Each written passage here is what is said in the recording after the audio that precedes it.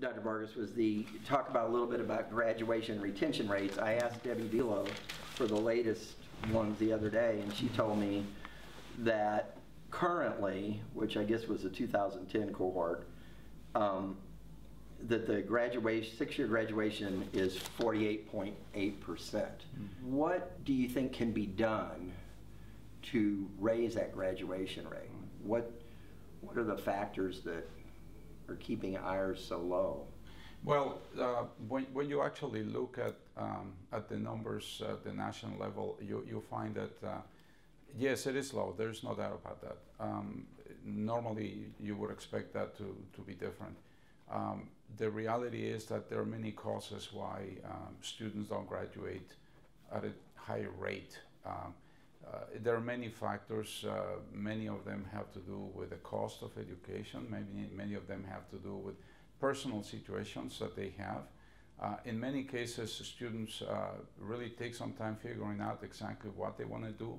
Yeah. One other thing I wanted you to mention, and you mentioned a little bit, when I looked at the enrollment numbers, I personally was surprised to see how few Hispanic students we have on this campus, given the fact that there's actually a pretty sizable Hispanic population in Southeast Missouri.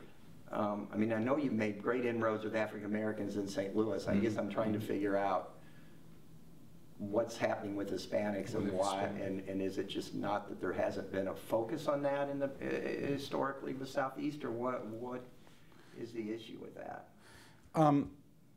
I guess I think it's fair to say that Southeast has done a very good job in terms of developing a relationship with the African American community across the Southeast region, the Southeast Missouri region, including, of course, St. Louis. I don't think we have done the same with the Hispanic community.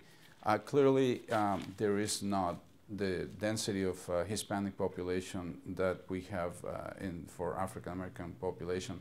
But I will tell you that we are at the present time trying to make inroads into the Hispanic community. So I have now the university has now joined the Hispanic Chamber of Commerce in St. Louis. We are communicating with the International Center in St. Louis. We are also trying to communicate with Hispanic communities in the Boot Hill. And that's something that I am personally trying to do. We're considering now actually going to one of the Hispanic radio stations in St. Louis and making some kind of announcement in Spanish, because the parents, in many cases, the parents don't have the ability to communicate in English.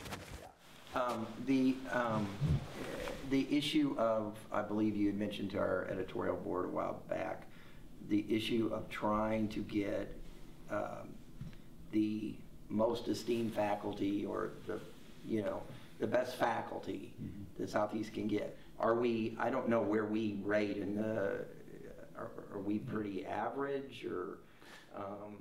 Well, let me tell you, the concept is simple, that what we need to do is, as we evolve and as we need faculty, and as some of our faculty retire, we need to, of course, replace, and in some cases, grow certain areas, right? In my concern is that we need to make sure that we bring to the institution the best qualified faculty, consistent, of course, with our resources available.